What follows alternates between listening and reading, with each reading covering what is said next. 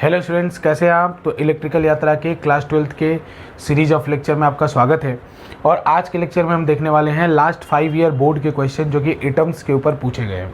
ठीक है, तो स्टूडेंट अगर आपने हमारे चैनल को लाइक और सब्सक्राइब नहीं किया है और अगर आप क्लास 12th या जेईई मेंस की प्रिपरेशन में कर रहे हैं, क्लास 12th हो या क्लास 11th हो, साथ ही आप जेईई मेंस की प्रिपरेशन कर रहे हैं, तो ये चैनल आपके लिए है। आप ज़रूर हमारे चैनल को लाइक और सब्सक्राइब करें। तो चलिए स्टूडेंट देखते हैं last 5 year question on chapter atom.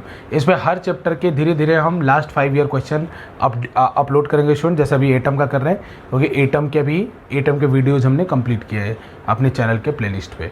ठीक है स्टूडेंट, तो चलिए शुरू करते हैं। तो देखिए स्टूडेंट, जो सबसे पहला क्वेश्चन पूछा गया था वो सीबीएसई 2020 में। सबसे पहले सीबीएसई 2020 शुरू करेंगे, 2021 है। इसका पेपर अभी कोविड की वजह से काफ़ी पेंडिंग ऐसा लग रहा है कि होगा या नहीं होगा, लेकिन अब श्योरिटी हो गया है कि जुलाई से अगस्त के बीच में पेपर होगा। तो अब हम पढ़ने वाले हैं भाई कि लास्ट जो 20 से लेके 16 तक के क्वेश्चन एटम चैप्टर के ऊपर कौन कौन से पूछे गए थे। तो सबसे पहले जो आपके स्क्रीन पे क्वेश्चन दिख रहा है स्टूडेंट, देखिए, which of the following is not correct according to the Rutherford model. Rutherford के मॉडल के अनुसार कौन सी चीज़ करेक्ट नहीं है। तो ऑप्शंस देखिए student, most of the space of the inside an atom is empty, ये ट्रू है क्योंकि ज़्यादातर अल्फा पार्टिकल अनडेविएटेड चले गए थे स्टूडेंट। दूसरा है electrons revolve around the nucleus under the influence of Coulomb force acting on them, बिल्कुल सही बात है स्टूडेंट। कोई भी अगर सर्कुलर मोशन है तो उसके सेंटर की तरफ एक फोर्स होना चाहिए और वो सेंटर की तरफ फोर्स इस सिचुएशन में कूलम्बिक फोर्स है, तो ये बात भी बिल्कुल सही है। Third, most part of the mass of the atom and its positive charge is concentrated at its center, ये भी बिल्कुल सही बात है क्योंकि रदरफोर्ड मॉडल ने ही न्यूक्लियस की खोज की थी और उन्होंने बताया था कि dense positive charge centre of the atom में रहता है। और इसका last student, stability of the atom was establish by the model. Student जो स्टेबिलिटी ऑफ द एटम है उसको इस्टेब्लिश ये मॉडल नहीं कर पाया था क्योंकि इनके मॉडल के अनुसार जब इन्होंने जैसे बताया था सर्कुलर ऑर्बिट में रिवॉल्व करेगा इलेक्ट्रॉन, तो इसके अंदर से एनर्जी निकलती रहेगी और एनर्जी निकलती रहेगी तो इलेक्ट्रॉन फिर लोअर ऑर्बिट्स में आता जाएगा और अल्टीमेटली न्यूक्लियस में गिर जाएगा। तो इनका मॉडल इस तरह से एक स्टेबिलिटी के कॉन्सेप्ट को एक्सप्लेन नहीं कर पाया था, ये इनका ड्रॉबैक था रदरफोर्ड के मॉडल का। ठीक है स्टूडेंट, चलिए अगले क्वेश्चन की तरफ। ये क्वेश्चन भी सीबीएसई 2020 में आया था और इसमें आपको फिल इन द ब्लैंक्स करना है स्टूडेंट कि according to Bohr's atomic model the circumference of electron orbit is always an gap multiple of the de Broglie wavelength. तो स्टूडेंट इसका सही आंसर है it will be the integral multiple of the de Broglie wavelength. इसी को अगर derive करें तो ये होता है student 2πr equal to n lambda.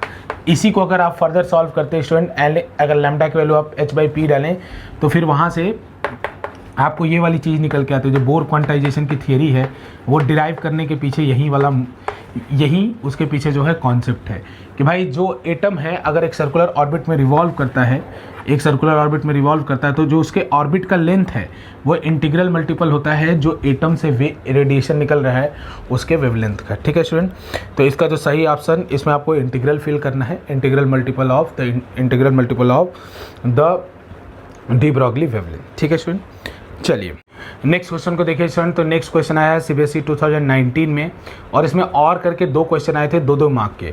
तो सबसे पहले ऊपर वाले क्वेश्चन को देखिए, state the Bohr quantization condition of angular momentum, और उसके बाद है calculate the shortest wavelength of the Brackett series and state to which part of the electromagnetic spectrum does it belong. ठीक है ना। तो देखिए स्टूडेंट, इसमें सबसे पहली बात है कि भाई बोर्स की क्वांटाइजेशन की कंडीशन क्या है। तो बोर्स की क्वांटाइजेशन की कंडीशन है कि electron revolve only in those orbit whose angular momentum is the integral multiple of h/2π। यानी इन शॉर्ट में बोले स्टूडेंट कि इलेक्ट्रॉन केवल उन्हीं ऑर्बिट्स में रिवॉल्व करेगा जिनमें ये mvr एंगुलर मोमेंटम स्टूडेंट, जिनमें mvr यानी एंगुलर मोमेंटम जो होगा वो इंटीग्रल मल्टीपल ऑफ h/2π होगा। यहाँ n की वैल्यू इंटीजर हो सकती है स्टूडेंट, n की वैल्यू 1, 2, 3 जो कि ऑर्बिट को रिप्रेजेंट करना है। जैसे n की वैल्यू 1 होगी पहले ऑर्बिट के लिए, यानी पहले ऑर्बिट का एंगुलर मोमेंटम इतना होगा। तो बोर क्वांटाइजेशन थ्योरी यही कहती है कि इलेक्ट्रॉन केवल उन्हीं ऑर्बिट्स में रिवॉल्व करेंगे जिनका angular momentum integral multiple of h/2π होगा। ठीक है स्टूडेंट, अब आगे चलते हैं। तो स्टूडेंट क्वेश्चन का सेकेंड पार्ट है calculate the shortest wavelength of the Brackett series and state to which part of the electromagnetic spectrum does it belong, ठीक है। तो shortest wavelength of the Brackett series calculate करना है। तो student Rydberg formula की बात करें तो रेडबर्ग फार्मूला आप सब लोग को याद होगा। रेडबर्ग फार्मूला है 1/λ is to r into 1/n1 का स्क्वायर माइनस 1/n2 का स्क्वायर। ये होता है n1 क्या होता है, वो ऑर्बिट जहाँ पे इलेक्ट्रॉन आता है, n2 आता है वो एक्साइटेड ऑर्बिट जहाँ से इलेक्ट्रॉन आता है, ठीक है ना। तो देखिए स्टूडेंट ब्रैकेट सीरीज के में ब्रैकेट चौथे नंबर का सीरीज है तो इसके n1 की वैल्यू 4 आएगी, ठीक है। लाइमन, बामर, पाशन, फिर ब्रैकेट, फिर उसके बाद पी फंड, तो n1 की वैल्यू 4 आएगी, यानी इस सीरीज में n1 की वैल्यू तो 4 पुट की जाएगी। अब देखिए स्टूडेंट अगर मुझे शॉर्टेस्ट वेवलेंथ कैलकुलेट करना है, अगर मुझे शॉर्टेस्ट वेवलेंथ कैलकुलेट करना है तो मुझे ये देखना होगा कि n2 की वैल्यू मैक्सिमम पुट करनी होगी। n2 की वैल्यू मुझे मैक्सिमम पुट करनी होगी। मैं n2 की वैल्यू अगर मैक्सिमम पुट करूंगा तभी जाके मुझे ये शॉर्टेस्ट वेवलेंथ मिलेगी स्टूडेंट। अगर मैक्सिमम वेवलेंथ कैलकुलेट करने को बोला तो n2 की वैल्यू इमीडिएटली 5 पुट कर देता। मैंने अपने लेक्चर्स में बताया स्टूडेंट कि जब कभी भी आपको मैक्सिमम वेवलेंथ निकालना हो तो आप n2 की वैल्यू, जैसे ब्रैकेट सीरीज का मैक्सिमम वेवलेंथ बताओ तो n2 की वैल्यू आप कितनी पुट कर देते 5, लेकिन ब्रैकेट सीरीज का मिनिमम वेवलेंथ बताओ तो आपको n2 के मैक्सिमम वैल्यू पुट करनी है। तो मैक्सिमम वैल्यू n2 की क्या हो सकती है, तो अगर लैम्डा मिनिमम के लिए for student lambda minimum put n2 equal to infinity, n2 equal to आप इन्फिनिटी पुट कर दीजिए स्टूडेंट। तो n2 equal to infinity put करेंगे तो यहाँ से कितना आ जाएगा student 1/λ is equals to r का वैल्यू डाल दीजिए 1.09 इंटू 10⁻⁷ और यहाँ क्या आ जाएगा 4/16, ठीक है स्टूडेंट। तो ये आपका ब्रैकेट सीरीज में, अब इसको रिवर्स कर दीजिए, रेसिप्रोकल ले लीजिए, तो lambda will be equal to 16 divided by 1.09 into 10⁻⁷। तो इसकी वैल्यू जब आप अप्रॉक्सीमेटली कैलकुलेट करेंगे स्टूडेंट तो इसकी वैल्यू लगभग स्टूडेंट निकल के आती है 1458 नैनोमीटर। इसकी वैल्यू अगर आप कैलकुलेट करेंगे स्टूडेंट तो निकल के आती है 1458 नैनोमीटर। और स्टूडेंट ये किस स्पेक्ट्रम से बिलोंग करती है, तो ये बिलोंग करती है इंफ्रारेड से। तो इंफ्रारेड कैसे आपको पता चलेगा, मैं कितना स्पेक्ट्रम याद करूंगा, तो सिंपल मैंने बताया था स्टूडेंट कि लाइमन जो पहली सीरीज है उसमें अल्ट्रावायलेट निकलती है, दूसरी सीरीज है जो बामर सीरीज है उसमें विजिबल निकलती है, बाकी आगे की जितनी सीरीज हैं सब में इंफ्रारेड निकलती है। तो यानी पहली दूसरी सीरीज के बाद ये पाचन सीरीज में हमें पहले से भी पता था कि जो भी रेडिएशन आएगा वो इंफ्रारेड रीजन में गिरेगा, ठीक है स्टूडेंट। तो ये क्वेश्चन हो गया। अब चलिए देखिए स्टूडेंट, तो इसी 2019 में ही जो आर वाला पोर्शन है उसको देखिए स्टूडेंट, एक बोल रहा है calculate the orbital period of the electron in first excited state of the hydrogen atom. तो स्टूडेंट याद रखिए मैंने बताया था कि अगर फर्स्ट एक्साइटेड स्टेट बोला है मतलब n2 की वैल्यू यानी n की वैल्यू 2 होगी। जैसे पहला n की वैल्यू 1 हो तो उसको ग्राउंड स्टेट बोलते हैं, n की वैल्यू 2 हो तो उसे बोलते हैं फर्स्ट एक्साइटेड स्टेट और सेकेंड ऑर्बिट। तो यह बोला फर्स्ट एक्साइटेड स्टेट, तो मुझे क्या करना है कि हाइड्रोजन एटम में सेकेंड ऑर्बिट में अगर इलेक्ट्रॉन है तो इसका पीरियड निकालना है स्टूडेंट, यानी सेकेंड ऑर्बिट में इलेक्ट्रॉन है तो इसका पीरियड ऑफ रिवॉल्यूशन कितना होगा। तो उसके लिए मैं क्या करूं, मेरे पास सीधा फॉर्मूला स्टूडेंट, मैं टाइम पीरियड निकालने के लिए क्या कर सकता हूं 2πr n, जैसे n की वैल्यू यहाँ क्या पुट कर जाएगी 2 डिवाइडेड में मतलब radius of the second orbit, तो अगर 2πr2 डिवाइडेड बाई v2 यानी speed of the electron in the second orbit. तो स्टूडेंट क्या होता है, अगर टोटल डिस्टेंस इसने ट्रेवल करा 2πr2 और कितने स्पीड से ट्रेवल करा v2 से, तो अगर इसकी वैल्यू पुट कर दिया जाए तो टाइम पीरियड आ जाएगा। तो स्टूडेंट r का आप जनरल फार्मूला जानते हैं, r का जनरल फार्मूला कितना होता है 0.53 n स्क्वायर बाई जेड। तो अगर यहाँ हाइड्रोजन एटम है तो जेड की वैल्यू 1 हो जाएगी, और अगर ये n की वैल्यू ये एंगस्ट्रॉम में होता है स्टूडेंट, ठीक है। अगर n की वैल्यू सेकेंड ऑर्बिट है तो कितना पड़ेगा, फर्स्ट एक्साइटेड स्टेट है यानी सेकेंड ऑर्बिट है तो n का वैल्यू कितना पड़ेगा 2। तो रेडियस कितना आ जाएगा, रेडियस आ जाएगा 0.53 इंटू 4 इंटू एंगस्ट्रॉम है तो 10⁻⁻10, ठीक है। ये वैल्यू यहाँ पे पुट करनी होगी। v2 की वैल्यू कितनी होगी, तो उसका भी जनरल फार्मूला आप लोग को मालूम है स्टूडेंट, v2 का जनरल फार्मूला होता है 2.18 into 10⁻⁶, 2.18 into 10⁻⁶ Z by n, ठीक है। तो इस सिचुएशन में स्टूडेंट हाइड्रोजन एटम है तो उसमें जेड की वैल्यू 1 पड़ेगी और सेकेंड ऑर्बिट में बोला है तो एन की वैल्यू 2 पड़ेगी। तो यहाँ से स्पीड कितनी आ जाएगी 1.09 इंटू 10⁻⁶ मीटर पर सेकेंड। इन दोनों चीज़ों को उठा के यहाँ पे पुट कर दिया स्टूडेंट, इन दोनों चीज़ों को अगर उठा के पुट कर देंगे तो आ जाएगा 2π into 0.53 into 4 into 10⁻⁻10 divided by ये स्टूडेंट आप कैलकुलेट 1.09 इंटू 10⁻⁶। तो इसी को आपको सॉल्व करना होगा और सॉल्व करने के बाद जो रिजल्ट निकल के आता है स्टूडेंट वो मैंने कैलकुलेट कर रखा है, ये आता है लगभग 1.22 इंटू 10⁻⁻15 सेकेंड। ये जो कैलकुलेट करके आता है स्टूडेंट 1.22 इंटू 10⁻⁻15 सेकेंड। तो ये उस ऑर्बिट में इस इलेक्ट्रॉन का टाइम पीरियड होगा, यानी सेकेंड ऑर्बिट में एक रिवोल्यूशन लेने में इलेक्ट्रॉन को इतना सेकेंड लगेगा। ठीक है स्टूडेंट, चलिए। तो स्टूडेंट नेक्स्ट क्वेश्चन पूछा गया था CBSE 2018 में, और उस क्वेश्चन को आप अपने स्क्रीन पे देख पा रहे हैं स्टूडेंट कि calculate the ratio of the frequencies of the radiation emitted due to transition of electron in hydrogen atom from second permitted energy level to the first level and highest permitted energy level to the second permitted energy level. तो इसमें बोला है कि एक बार hydrogen atom जो है transition कर रहा है स्टूडेंट, हाइड्रोजन एटम जो ट्रांजिशन कर रहा है एक बार N2 की वैल्यू ट्रांजिशन कर रहा है, इसमें दे रखा है second permitted energy level to first, यानी 2 से 1 में आ रहा है एक बार। और दूसरी बार जो स्टूडेंट हाइड्रोजन एटम ट्रांजिशन कर रहा है वो है हाईएस्ट परमिटेड एनर्जी लेवल, यानी इन्फिनिटी टू 2 में आ रहा है। Second permitted level infinity to 2 आ रहा है। तो इन दोनों के फ्रीक्वेंसी का हमें क्या निकालना है, रेशियो निकालना है स्टूडेंट। ठीक है, इन दोनों के फ्रीक्वेंसी का हमको रेशियो निकालना है। तो देखिए स्टूडेंट, आप जानते हैं लैम्डा का फॉर्मूला, फ्रीक्वेंसी का रेशियो निकालते हो 1/λ का रेडबर्ग फॉर्मूला अभी हमने लिखा 1/λ इक्वल टू कितना हो जाएगा, R डिवाइडेड बाई 1/N1 का स्क्वायर माइनस 1/N2 का स्क्वायर। ये भी आपने देखा, ये फॉर्मूला हमने यूज भी किया था 2018 में। तो देखिए स्टूडेंट, जब मुझे क्या चाहिए, लेकिन मुझे वेवलेंथ नहीं चाहिए, मुझे फ्रीक्वेंसी चाहिए। तो फ्रीक्वेंसी बराबर कितना होता है स्टूडेंट, क्योंकि आप जानते हैं C इक्वल टू कितना होता है, C equal to nu into lambda.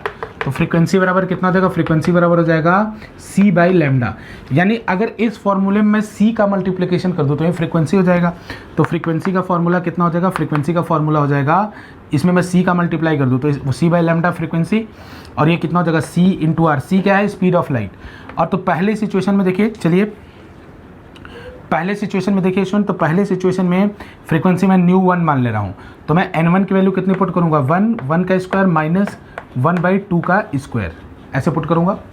N1 का स्क्वायर का वैल्यू 1 है और यहाँ 1/2 का स्क्वायर।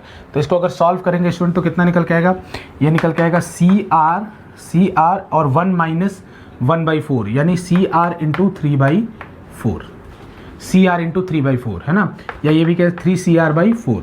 यहाँ पे पहले वाले की फ्रीक्वेंसी निकल के आई 3CR/4। दूसरे सिचुएशन में क्या है, इन्फिनिटी टू 2 आ रहा है, highest permitted energy level to 2 आ रहा है। तो इस सिचुएशन में क्या होगा स्टूडेंट कि यही फॉर्मूला न्यू2 कैलकुलेट करना है। तो न्यू2 कैलकुलेट करने के लिए CR, वही चीज़, वही कॉन्सेप्ट, फ्रीक्वेंसी का जो फॉर्मूला है। यहाँ N1 की वैल्यू कितनी हो जाएगी, N1 की वैल्यू हो जाएगी 2, तो ये हो जाएगा 1/4, क्योंकि 2 का स्क्वायर करना है स्टूडेंट यहाँ, और माइनस 1/∞ का स्क्वायर, तो वो 0 ही हो जाएगा। तो यहाँ पे देखिए स्टूडेंट, तो CR कितना आएगा, CR/4, क्योंकि CR/4। तो जो दूसरा फ्रीक्वेंसी है वो है CR/4। तो यानी न्यू1 बाई न्यू2 का रेशियो कितना होगा, अगर मैं बात करूँ स्टूडेंट न्यू1 बाई न्यू2 का रेशियो, न्यू1 बाई न्यू2, तो न्यू1 है 3CR/4, न्यू2 है CR/4, तो ये रेशियो आएगा 3:3/1, यानी 3:1। ठीक है स्टूडेंट, ये आएगा 3:1। क्लियर है।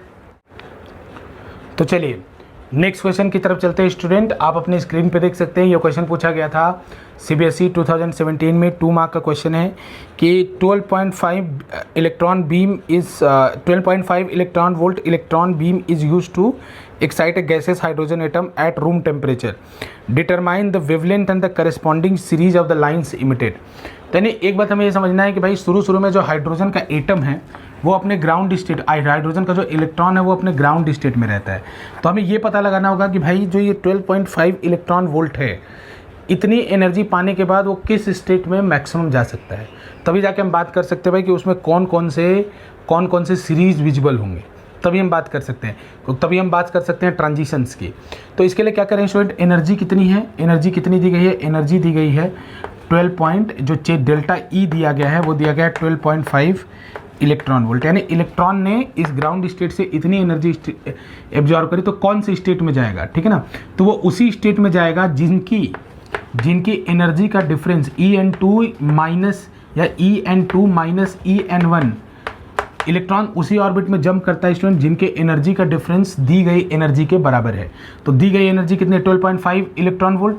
और स्टूडेंट ये यहाँ पे हमें पहला है कि पता है कि भाई शुरू में 1 पे है, तो 1 से किस में जाएगा, जैसे मान लीजिए यह 1 से किस में जाएगा, कैसे डिसाइड करेंगे, जब उस ऑर्बिट में जाएगा जिनका एनर्जी का डिफरेंस 12.5 इलेक्ट्रॉन वोल्ट के बराबर होगा, 12.5 इलेक्ट्रॉन वोल्ट के बराबर होगा। और स्टूडेंट आप फार्मूला जानते हैं, एनर्जी का फार्मूला जानते हैं क्या होता है, हमने अपने लेक्चर्स में डिस्कस किया है, -13.6 Z square upon n square. तो यहाँ जेड स्क्वायर अगर हाइड्रोजन एटम है, यहाँ एक हाइड्रोजन एटम है, तो जेड की वैल्यू 1 हो जाएगी स्टूडेंट।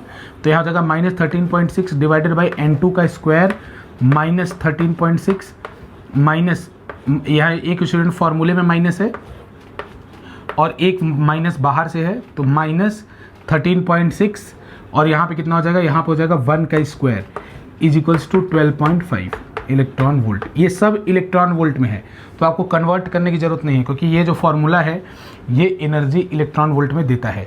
तो इसके बाद आपको क्या करना है स्टूडेंट, ये प्लस हो जाएगा, इसको उधर भेज दीजिए, ठीक है। तो यहाँ से आपको कुछ सॉल्व करना, -13.6 डिवाइडेड बाई n2 का square will be equal to, n2 का square will be equal to, उसको आप माइनस करेंगे तो कितना होगा 12.5 माइनस 13.6, 12.5 माइनस 13.6। इसको अगर माइनस करेंगे स्टूडेंट तो आपको निकल के आएगा लगभग, ये निकल के आएगा -1.1 इलेक्ट्रॉन वोल्ट, ठीक है ना, -1.1 इलेक्ट्रॉन वोल्ट। ये किसकी वैल्यू है, -13.6 अपॉन n2 के, तो ये माइनस कट जाएगा, ठीक है ना। यहाँ से आपको n2 निकालना है स्टूडेंट, तो n2 को जब दूसरे साइड भेजेंगे तो ये आपको जो n2 निकल के आएगा, n2 का स्क्वायर जो निकल के आएगा स्टूडेंट, n2 का स्क्वायर जो निकल के आएगा वो आएगा 13.6 डिवाइडेड बाई 1.1, कुछ ऐसा निकल के आएगा। तो स्टूडेंट एक बात तो हमको समझ में आ रहा है कि ये वैल्यू अगर स्क्वायर के टर्म में बात करें तो इसका स्क्वायर रूट ही हमें चाहिए, n2 की वैल्यू चाहने के लिए मुझे क्या चाहिए, इसका स्क्वायर रूट। तो n2 will be square root of this, या 13 square root of 13.6 student, 13.6 divided by 1.1 इसका स्क्वायर रूट होगा।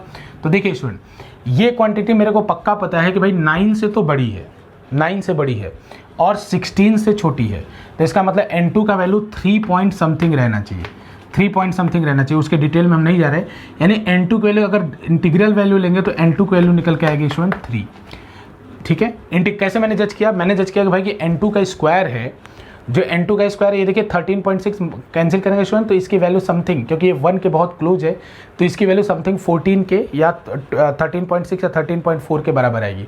तो अगर ये 9 से ज़्यादा है लेकिन 16 से कम है तो यानी n2 की वैल्यू 4 नहीं हो सकती, क्योंकि 4 होने के लिए इसको 16 होना पड़ता, n2 की वैल्यू 9 नहीं हो सकती क्योंकि एग्जैक्ट 9 होना पड़ता, यानी 3 और 4 के बीच में होगी। तो मैं लोएस्ट इंटीग्रल अगर इंटीग्रल वैल्यू लूँगा स्टूडेंट तो n2 की वैल्यू 3 निकल के आएगी। तो यहाँ से हमने देख लिया कि भाई अगर 12.5 इलेक्ट्रॉन वोल्ट आपने दिया तो ये तीसरे ऑर्बिट तक जा सकता है, ये पहला ऑर्बिट, ये दूसरा ऑर्बिट, ये तीसरा ऑर्बिट। तो इसके अंदर कौन कौन से सीरीज़ दिखेंगे स्टूडेंट, कौन कौन से सीरीज़ दिखेंगे, तो इसके अंदर सबसे पहली बात है भाई कि इलेक्ट्रॉन अगर 3 से 2 में आएगा तो कौन सी सीरीज़, ये निकल के आएगा स्टूडेंट बामर सीरीज़, ये आएगा बामर सीरीज़, ठीक है, क्योंकि जब 2 में लैंड होता है इलेक्ट्रॉन तो बामर सीरीज़। ये भी पॉसिबिलिटी है कि इलेक्ट्रॉन डायरेक्ट 3 से 1 में लैंड करे, 3 से 1 में लैंड करेगा तो कौन सी सीरीज़ निकलेगी, लाइमन सीरीज़, ठीक है। तो लाइमन सीरीज़ और बामर सीरीज़ दोनों ही सीरीज यहाँ पे देखने को मिलेंगी। और उनकी फ्रीक्वेंसी कैसे होगी स्टूडेंट, तो अभी आपने फ्रीक्वेंसी का फॉर्मूला देखा, उसमें आप n1 और n2 की वैल्यू डाल के RCH के टर्म में ही फ्रीक्वेंसी छोड़ सकते हैं। क्यों स्टूडेंट, RCH के टर्म में ही मैंने फ्रीक्वेंसी को बोला क्योंकि R इंटू C को आप सॉल्व मत करिए, उन्हीं के टर्म में छोड़ दीजिए। रीजन क्योंकि ये 2 मार्क्स का क्वेश्चन है और आपसे इतना डिटेल वो नहीं मांग सकते। बोला ना डिटरमाइन द वेवलेंथ, अच्छा सॉरी वेवलेंथ पूछा है student, determine the wavelength of the corresponding series. तो डायरेक्ट रेडबर्ग फॉर्मूले में डालिए और R के टर्म में ही आप आंसर छोड़ दीजिए, ठीक है ना। तो एक बार क्या डालिए, एक बार n2 की वैल्यू 3 डालिए, 2 डालिए, n2 की वैल्यू 3 डालिए, n1 की वैल्यू 2 और एक बार n2 की वैल्यू 3 डालिए और n1 की वैल्यू 1 डाल के आप और उसको R के टर्म में छोड़ दीजिए, क्योंकि 2 मार्क्स का क्वेश्चन है, 2 मार्क्स के क्वेश्चन में इतना लेंदी कैलकुलेशन और इसके बाद ये नहीं कराना चाहिए। थोड़ी सी ज़्यादती है स्टूडेंट के लिए ये, क्योंकि ये वेटेज के हिसाब से, कैलकुलेशन के हिसाब से ये क्वेश्चन 2 मार्क में नहीं आना चाहिए। फिर भी ठीक है, आप अगर इसको RCH में R में वैल्यू छोड़ते हैं, कैलकुलेशन फर्दर नहीं करते हैं तो वो स्टूडेंट एक्सेप्ट किया जाएगा, ठीक है। तो चलिए अपने नेक्स्ट और लास्ट ईयर में चलते हैं, CBSE 2016 में। देखिए स्टूडेंट, तो पहला क्वेश्चन वही है, state the Bohr quantization condition for the defining stationery orbit. ये हम पहले ही देख चुके हैं भाई कि बोर क्वांटाइजेशन एनर्जी क्या है। तो स्टेशनरी ऑर्बिट के लिए बोर क्वांटाइजेशन कंडीशन क्या है, तो उसमें हमने आपको पहले ही बताया कि उनका angular momentum integral multiple of h/2π होना चाहिए। तो हम पहले एक्सप्लेन कर चुके हैं एक क्वेश्चन के आंसर में। फिर उसके बाद how does de Broglie hypothesis explain the stationery orbit. तो स्टूडेंट डी ब्रॉगली हाइपोथेसिस कैसे एक्सप्लेन करता है। ब्रॉगली हाइपोथेसिस अभी हम पढ़ चुके कि बताता है कि उनका जो पेरीमीटर होगा, उनका जो सर्कमफरेंस होगा, वो इंटीग्रल मल्टीपल ऑफ किसका होगा, डी ब्रॉगली वेवलेंथ का, 2πr = L लैम्डा। तो ये कैसे डिफाइन करता है क्वांटाइजेशन के, तो देखिए स्टूडेंट, लैम्डा की वैल्यू क्या होती है डी ब्रॉगली के हिसाब से h/mv डाल दीजिए यहाँ पे, तो कितना हो जाएगा 2πr = n × h/mv। तो थोड़ा सा रिसफलिंग कीजिए स्टूडेंट, mv को इधर ला जाइए, 2π को इधर, तो अगर आप देखेंगे ध्यान से तो इधर आ जाएगा mvr और इधर क्या आ जाएगा nh/2π। तो देख रहे हैं किस तरीके से डी ब्रॉगली के हाइपोथेसिस ने बोर के क्वांटाइजेशन के थियरी को डिफाइन किया, ठीक है ना।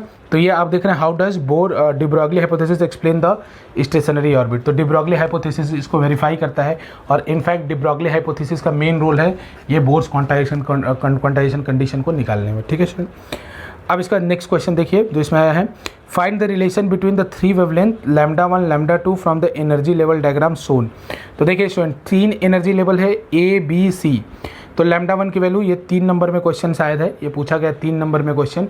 तो इसमें आपको क्या करना है स्टूडेंट, पहला अगर λ1 निकालना है तो λ1 तो सीधे सीधे डी ब्रॉगली का ये हाइपोथेसिस है, सॉरी स्टूडेंट, ये रेडबर्ग फार्मूला के ऊपर डायरेक्ट क्वेश्चन है। तो λ1 जब आपको निकालना है तो रेडबर्ग फार्मूले में आप n2 की वैल्यू 3 पुट कर दीजिए और n1 की वैल्यू 2 पुट कर दीजिए, ठीक है।